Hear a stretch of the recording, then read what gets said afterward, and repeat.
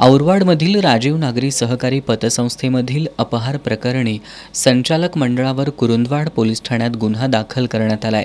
या प्रकरणी यापूर्वी तिघांना अटक करण्यात आली आहे।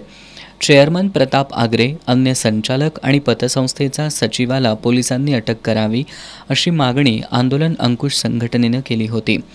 चेअरमन प्रताप आगरे सापडत नसल्यानं त्याला फरार घोषित करण्यात यावं अशी मागणी सुद्धा होत होती।